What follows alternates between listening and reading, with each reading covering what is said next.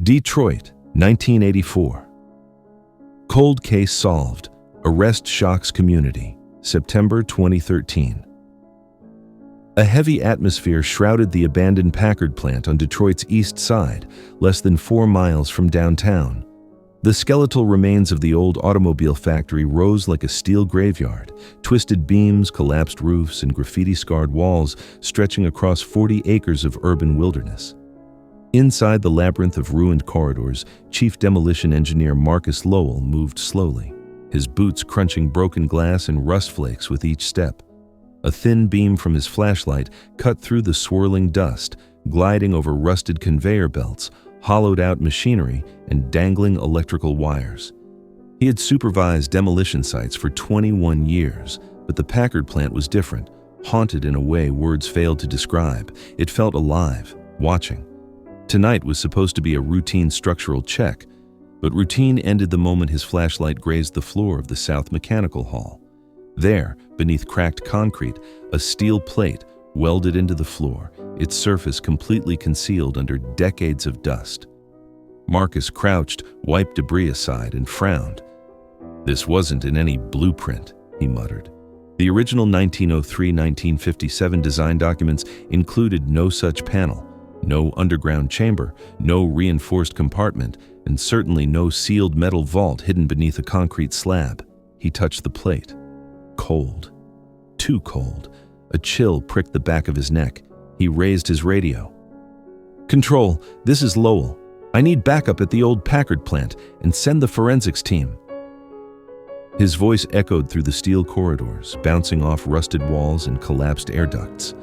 He stood up, sweeping the room with his flashlight, heart thudding harder with every second. What he had stumbled upon was not a structural reinforcement, not a safety installation. It was a secret, a hidden chamber forged with industrial-grade welding, a job too expensive and precise for mere vandalism. Something was buried here, and Marcus Lowell suddenly understood. Tonight's demolition inspection had turned into something entirely different. By the time backup arrived, 3 demolition crewmen and 2 Detroit police officers, the sun had fully set, plunging the Packard plant into darkness. Only their flashlights flickered across the concrete ruins. "Show us," Officer Denise Turner said.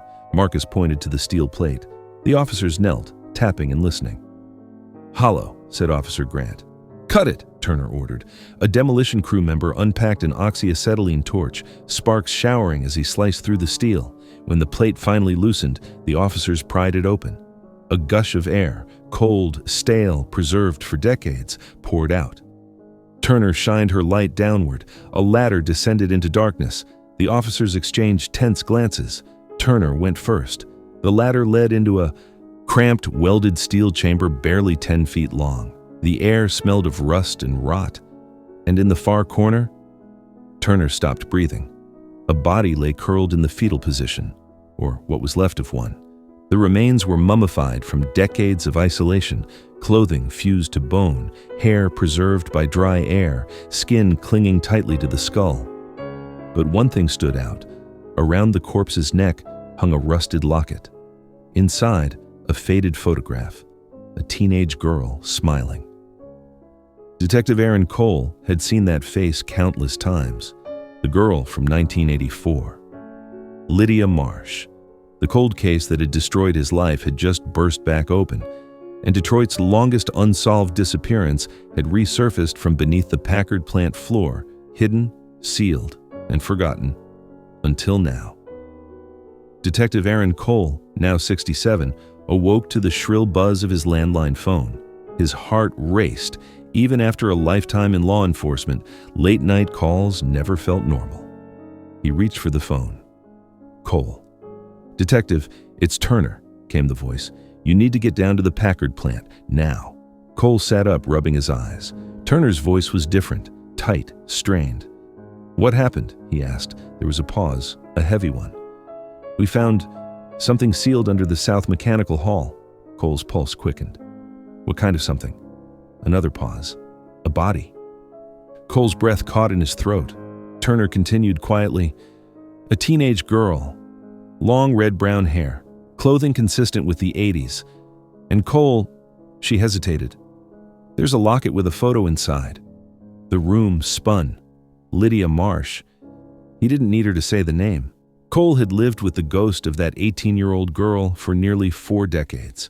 Her missing poster hung framed on his office wall. Her case file sat on his nightstand, opened so many times the pages were nearly falling out. His biggest failure, his lifelong burden. "I'll be there in 10 minutes, Cole whispered, grabbing his coat despite his trembling hands. The drive to the Packard plant felt unreal. Detroit's streetlights streaked past like comets, and every memory from 1984 pounded back into his mind. Lydia's mother crying in the interview room, the black pickup truck seen near the alley, the tire tracks that led nowhere, the suspect he had always believed was involved, but had never been able to prove guilty. Vincent Hale. He whispered the name under his breath like a curse. When Cole reached the plant, officers had already taped off the entrance. Forensics vans lined the street. Blue and red lights flickered across the crumbling facade. Turner met him at the gate. "You all right?" she asked gently. Cole nodded stiffly. "Show me." They led him to the steel chamber. Flashlights illuminated the mummified remains. Forensics techs snapped photos. Others cataloged clothing fragments, hair strands, and the rusted locket. Cole stared at the body, throat thick, eyes burning. After so many years, here she was. "After almost 40 years, he whispered. Turner gently placed a hand on his shoulder. "We'll reopen the investigation immediately," she said, "and you'll lead it." Cole swallowed. "At my age?" Turner held his gaze. "Nobody knows this case like you." Cole nodded, feeling something ignite inside him. A fire he thought had died decades ago. This time, he would not fail Lydia Marsh. Not again. 6 hours later, after supervising the initial forensic sweep, Detective Cole sat alone inside the temporary investigation tent near the plant entrance. On the table lay Lydia's locket, freshly photographed. The edges rusted, the clasp fused shut, but the tiny photo inside still visible, Lydia smiling beneath the summer sun. Cole closed his eyes. He remembered the Marsh family house in 1984, freshly painted blue walls, flowers in the front yard, Lydia's bedroom filled with paintings and brushes.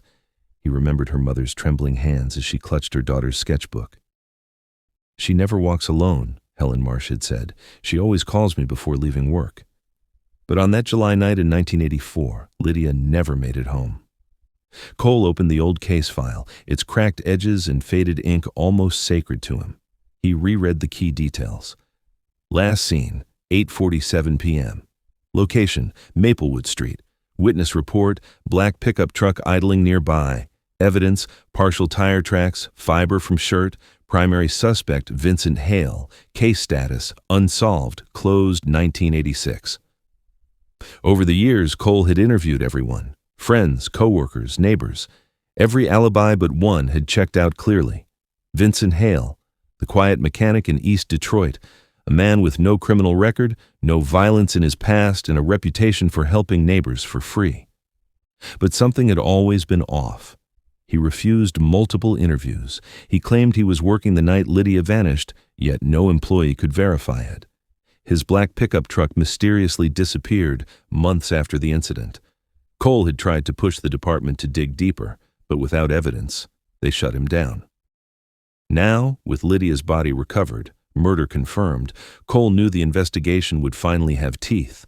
But 40 years was a long time. People changed, memories blurred, suspects built new lives. Cole exhaled deeply. He had one more reason to reopen the hunt, one he had never told anyone. In 1984, on the night Lydia disappeared, he had personally stopped a truck matching the witness's description. A black 1978 Ford pickup. The driver? Vincent Hale.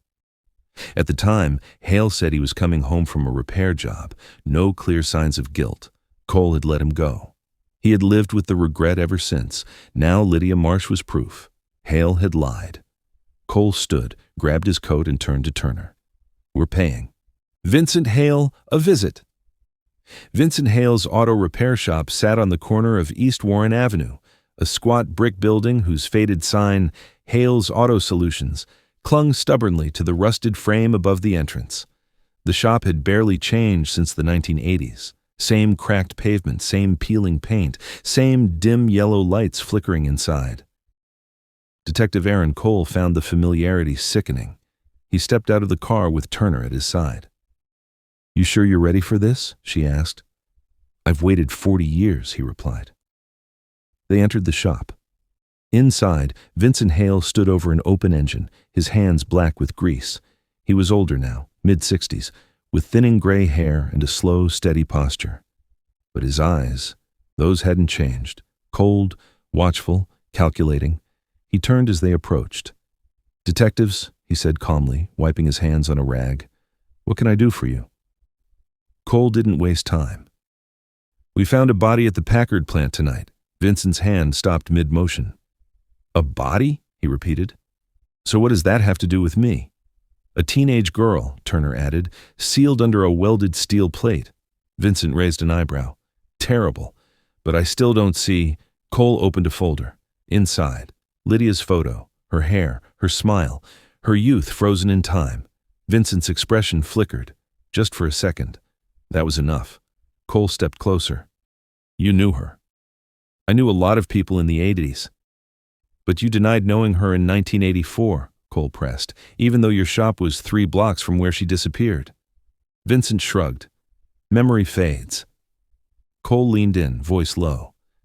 "Does your memory also forget the black Ford pickup you owned, and that it vanished 3 months after Lydia disappeared?" Vincent didn't answer.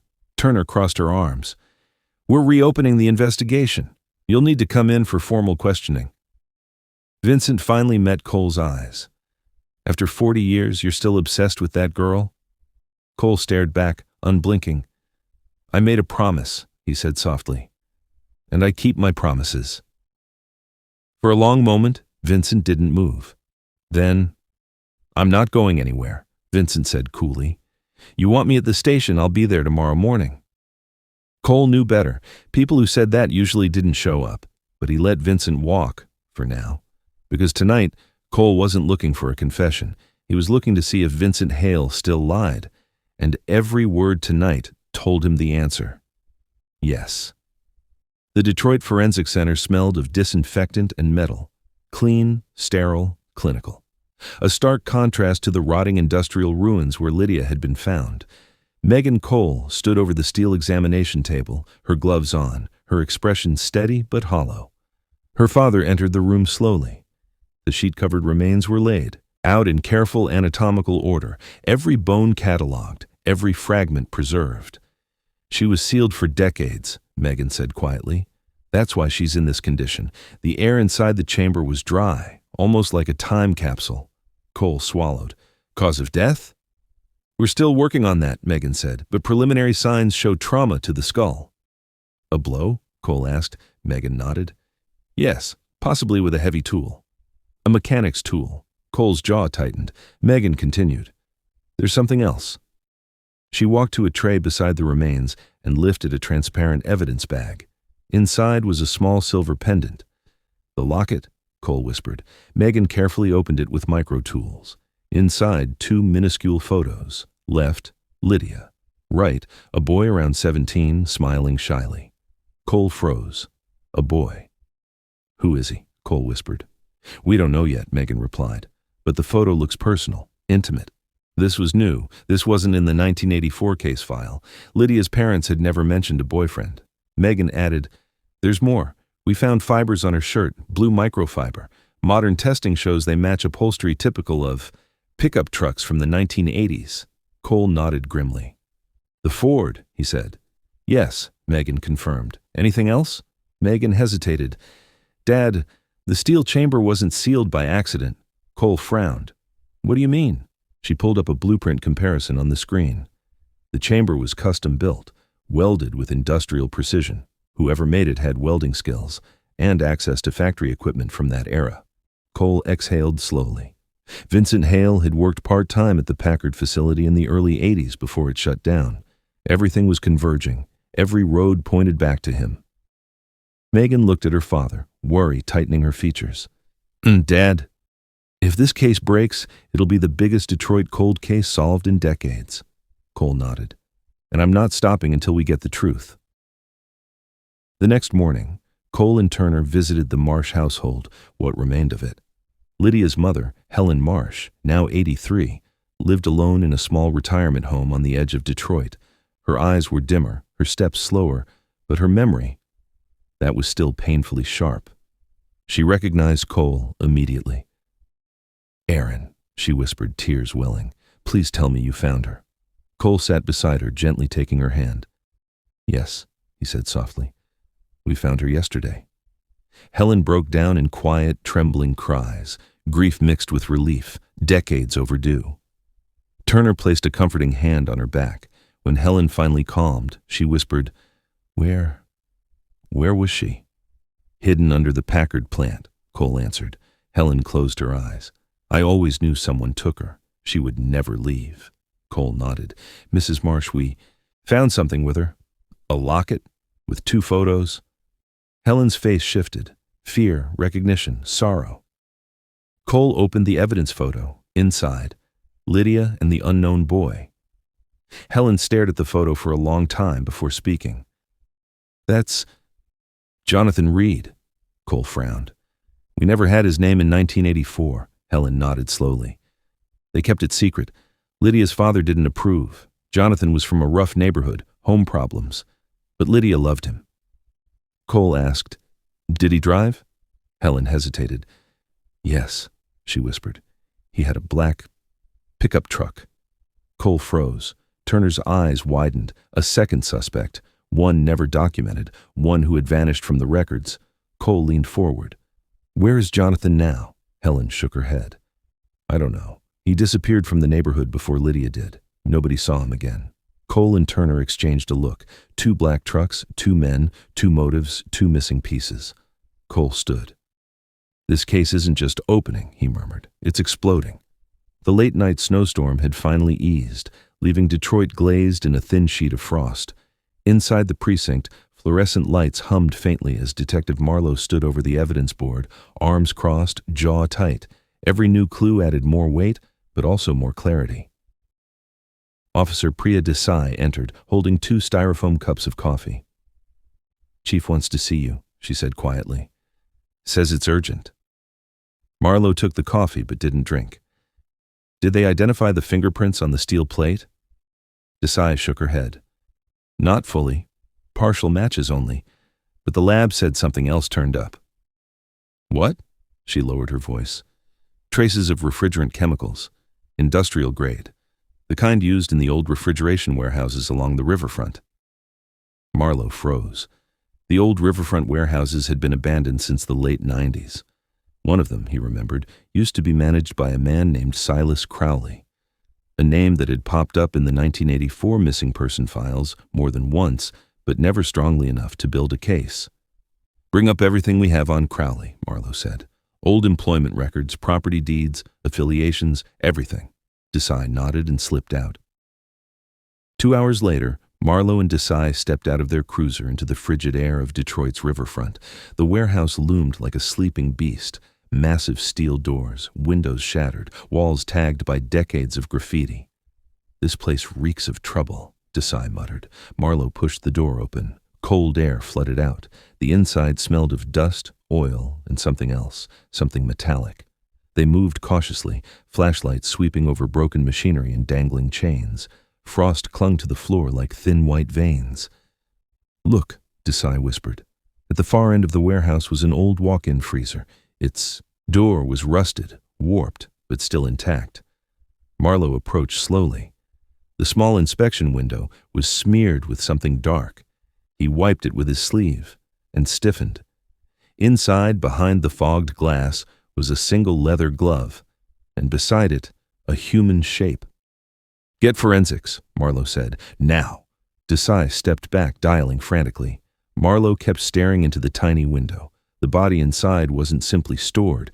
It had been posed, kneeling, hands folded, head bowed, like someone forced into a final prayer. By evening, the freezer had been opened under controlled conditions. The frozen body inside, male, mid-30s, signs of blunt force trauma, was carefully removed and placed onto a heated gurney. The medical examiner, Dr. Kiana Lopez, studied the remains under bright surgical lights. "This isn't recent," she said. "I'd put this somewhere between 1982 and 1985, judging by tissue degradation and refrigeration effects." Marlowe nodded grimly. "Cause of death?" "Massive cranial fracture. The victim was struck from behind with significant force, but that's not the strangest part." She lifted the man's hand. In his palm was a small metal tag with an inscription barely visible under frost. She handed it to Marlowe with tweezers. He squinted, reading the faint engraving. "E.F. Forgive me," Desai inhaled sharply. "E.F. like Ellen Fisher, the woman who'd vanished in 1984. The same woman the children's drawings seemed to hint at, the same case all the clues were circling back to." Marlowe felt a chill, and not from the freezer. If the initials were the same, this meant something far bigger.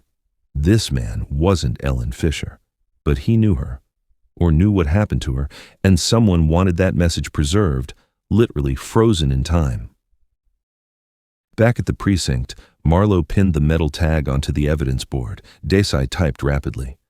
"Found something," she said. "Look." She turned the monitor toward him. A scanned copy of an old 1984 witness list filled the screen. One name, half smudged but still readable, sat near the bottom. Silas Crowley, maintenance contractor, Packard plant, riverfront cold storage. Marlowe exhaled slowly. Crowley had access. Crowley knew the layout. Crowley could weld shut a steel plate under a factory floor.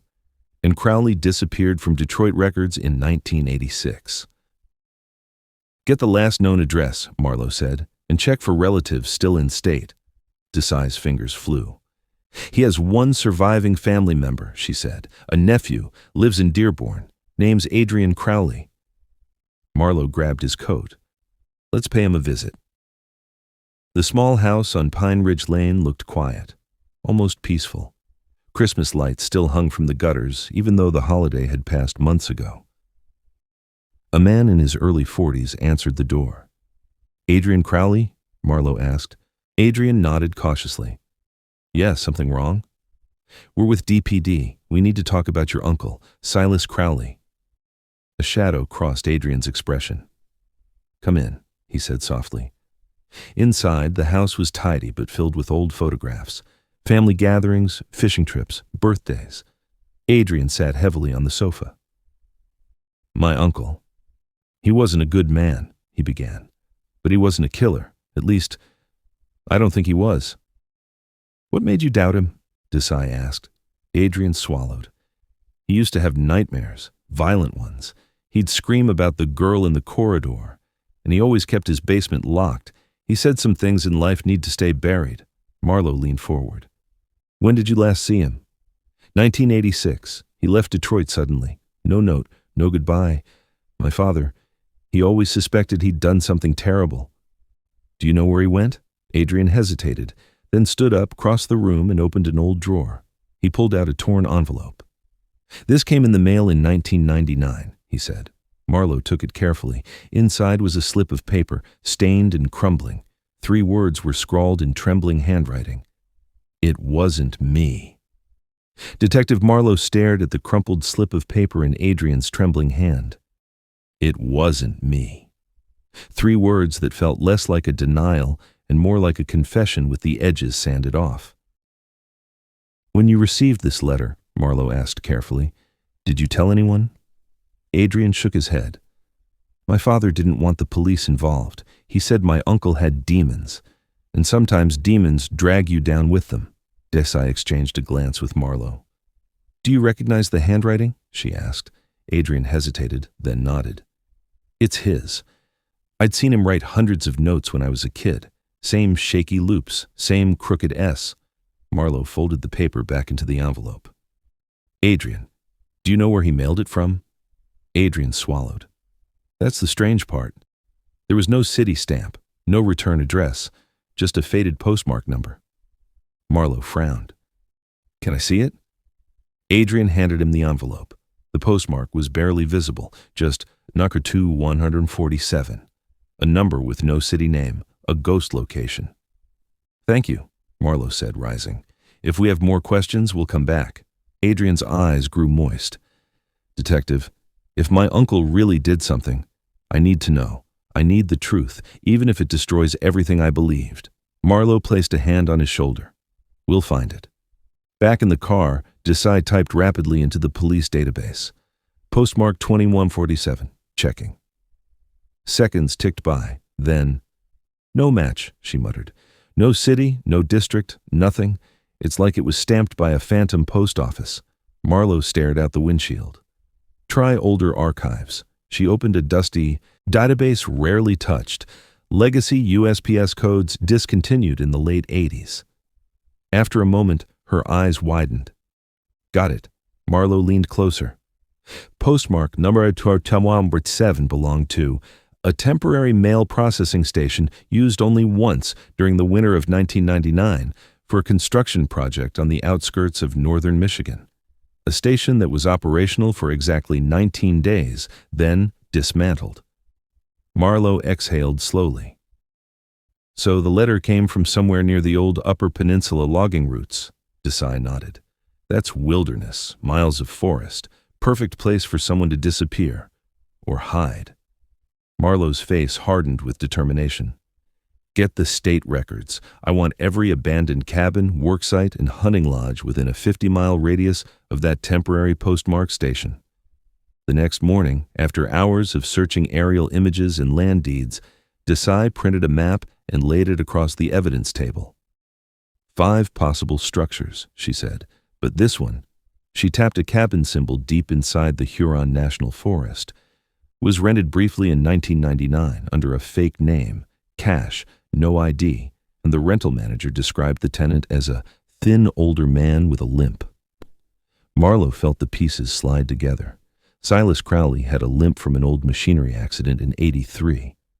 Pack the gear, Marlowe said. We're going north. The forest felt ancient, towering pines, snow-packed ground, the wind whispering through branches like distant voices. Marlowe and Desai trudged through the untouched snow for nearly an hour before the cabin appeared through the trees. It was small, weather-beaten, a lonely structure that seemed to watch them rather than merely exist.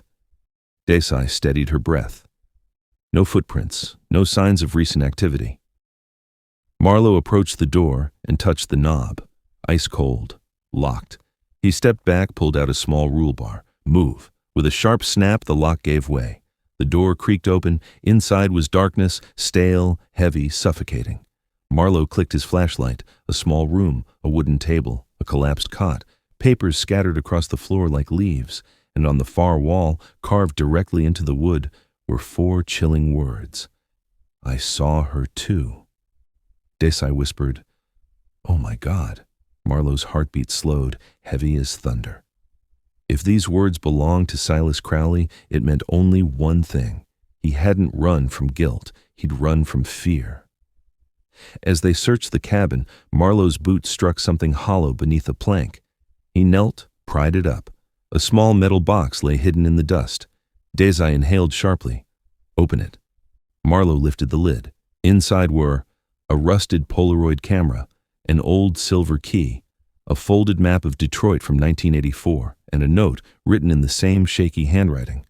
I tried to warn them. She wasn't the only one taken. Find the others, before he does. The blood in Desai's face drained. Before who does, she whispered.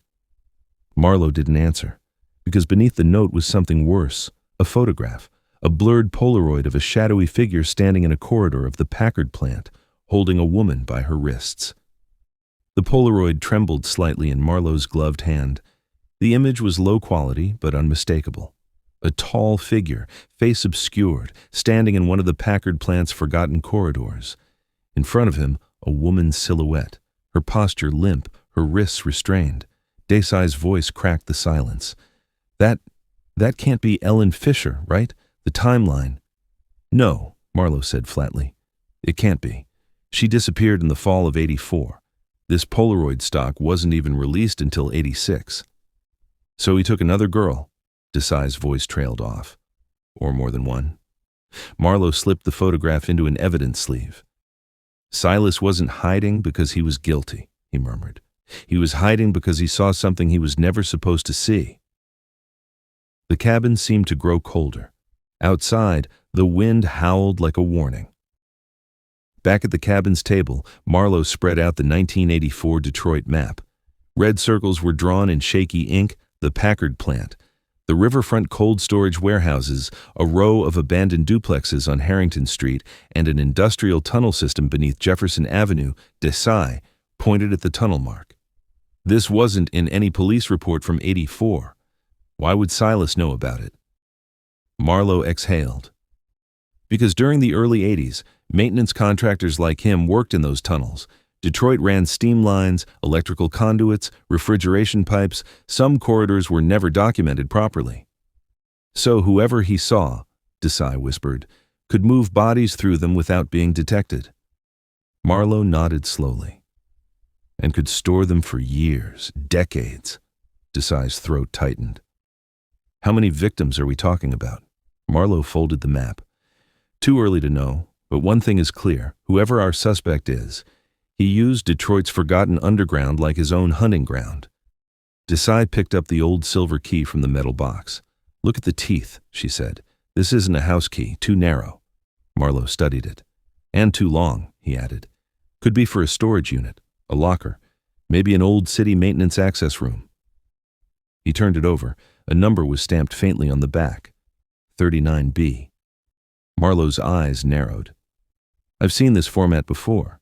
He pulled out his phone and scrolled through old city infrastructure archives.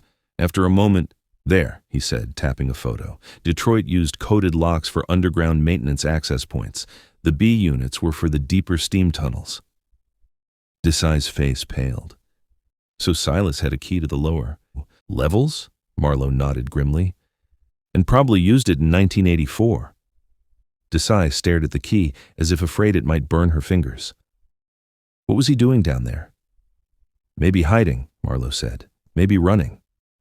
Maybe witnessing something. He pocketed the key. We're going into the tunnels.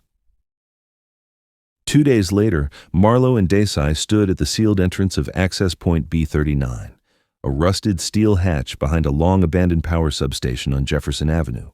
A generator hummed behind them. Floodlights cut through the darkness.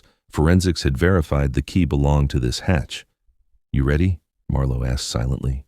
Desai nodded, swallowing hard. Marlowe inserted the key. For a moment, nothing happened. Then, clack! The lock twisted. The hatch groaned open, releasing a wave of icy, stale air. The darkness below was absolute. Marlowe clicked his flashlight. A steep ladder descended into a concrete throat leading deep into the earth. After you, he said. Desai half smiled. If you hear me scream, you better be right behind me. They climbed down. The ladder rumbled with every step. Down, down, down, until finally, Marlowe dropped to the floor with a metallic thud. A long corridor stretched in both directions, filled with old steam pipes, rusted valves, and graffiti from decades of trespassers. But one thing stood out. Bloody handprints on the wall. Old, faded, barely visible. Desai whispered, "This place feels wrong." Marlowe agreed silently, because the air was too still, too cold, too observed. They moved deeper. Each footstep echoed like something ancient waking from sleep. Pipes hissed softly overhead, releasing ghostly vapors that curled like fingers. At a junction, Desai stopped. "Do you hear that?" Marlowe raised a hand. A faint rhythmic tapping echoed from far down the tunnel. Not machinery, not water. Deliberate. Tap, tap, tap. Marlowe's voice dropped to a whisper. "We're not alone." Desai lifted her weapon. The tapping grew louder. Then it stopped. Silence swallowed the tunnel. Marlowe motioned forward. They advanced slowly, lights cutting deeper into the black. As they turned a corner, the beam of Marlowe's flashlight froze on something lying across the floor. A metal toolbox, old, red, rusted. Desai knelt. "Silas?" "No," Marlowe said, shaking his head. Stamped on the lid were the initials, HM. Desai's eyes widened. "That's not Silas." "No," Marlowe whispered. "It's someone else from 1984. The red toolbox lay on the cold concrete floor, coated in decades of dust and rust. Marlowe crouched beside it, flashlight beam glinting off the metal corners. Desai hovered behind him, her weapon ready, flashlight slicing through the oppressive darkness. Marlowe carefully lifted the lid. Inside were several objects carefully arranged. A worn leather journal, pages brittle with age. A pair of work gloves, smeared with what appeared to be dried blood. Several small Polaroids, curled at the edges. A metal key, different from the one they had used to open the hatch. He picked up the journal. Its first page bore a date, July 20th, 1984, just 2 days after Lydia Marsh vanished. Marlowe's heart sank. "This was written the night after she disappeared," he whispered. Desai leaned over. "Whose handwriting is it?" Marlowe flipped through the pages. The writing was meticulous, shaky in places, and unmistakably the same shaky loops they had seen on the note from Silas Crowley. But the entries were different, obsessive, angry, paranoid. "I thought it was done. I thought it would stay buried. But the girl's eyes follow me everywhere. If anyone sees, everything collapses. I will not be caught. I will not." Marlowe felt bile rise in his throat. "This isn't just Silas writing," he murmured. "He's documenting someone else's crimes." Desai frowned. "So, he was a witness, an accomplice, or a terrified observer?" Marlowe said grimly. "Either way, he knew too much. And now this journal tells us the locations, the victims, everything he feared would surface." Marlowe spread out the Polaroids across the tunnel floor. The photos were haphazard, torn at the edges, but each showed a shadowy figure, always a man, always near a victim. Some of the victims were clearly teenagers, some young adults, and in one of the last photos was Lydia Marsh. She looked terrified, kneeling in a dark corridor, her hair falling across her face. Marlowe picked up a folded piece of paper tucked between two photos. It was a list of names, not many, but chilling. Lydia Marsh, 17, missing July 1984. Jonathan Reed, 18, missing August 1984. Ellen Fisher, 16, missing October 1984. H.M. Initials only, unknown. Desai's face paled. "So, the guy in the tunnel?" she asked. "The one in the Polaroids? He did all this?" Marlowe nodded slowly. "Looks like it. Silas was just documenting, keeping a record. Maybe hoping someone would find it one day." Desai swallowed. "And he thought he could hide it all underground forever." Marlowe shook his head. "But now we have it. The tunnels, the journal, the key, the Polaroids. It's enough to start connecting the dots." Marlowe examined the second metal key. It was stamped numbered 42C, similar in style to the first but clearly intended for a different access point. Desai's eyes widened. "Another underground entry?" Marlowe nodded. "Yes, and I bet it leads to the last place they stored. Her, or maybe even the others." He pulled out the map from the toolbox and cross-referenced the stamped number. "There's a tunnel junction not far from here," he said. "It connects to an old refrigeration unit under Jefferson Avenue. It was abandoned decades ago, but it matches the locations in the journal." Desai glanced at him, voice tight with anticipation. "So we're going deeper?" "Yes," Marlowe said. "We follow the key, and we finally find out who was really behind all this." Chapter 22. The Final Chamber. The entrance was smaller, tighter, a maintenance hatch barely big enough for one person to squeeze through. Marlowe unlocked it with Harsagraph 42C. The hinges creaked like the groan of a coffin. Inside, the tunnel opened into a narrow chamber. The smell hit them first, damp, metallic, centuries-old decay. Flashlights swept across the walls, and there it was, a small steel vault, welded shut and covered in rust. Marlowe's heart thundered. This had to be it.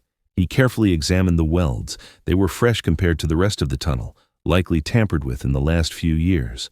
Desai whispered, voice tight with dread. "Could it still contain something?" Marlowe nodded. "Only one way to find out." He grabbed the cutting torch from their kit. Sparks flew, filling the chamber with bright orange light, reflecting off the steel walls. Minutes passed. The weld slowly gave way. And then, with a final metallic snap, the vault opened. Inside, a single mummified body, curled in the fetal position, hair reddish-brown, clothing decades old, Lydia Marsh. This section brings us closer to the shocking truth and the arrest. The story so far. Discovery of the body, Packard plant, 2013. Clues leading to Silas Crowley. Discovery of underground tunnels, journals, Polaroids, and other victims. Final chamber showing Lydia's body,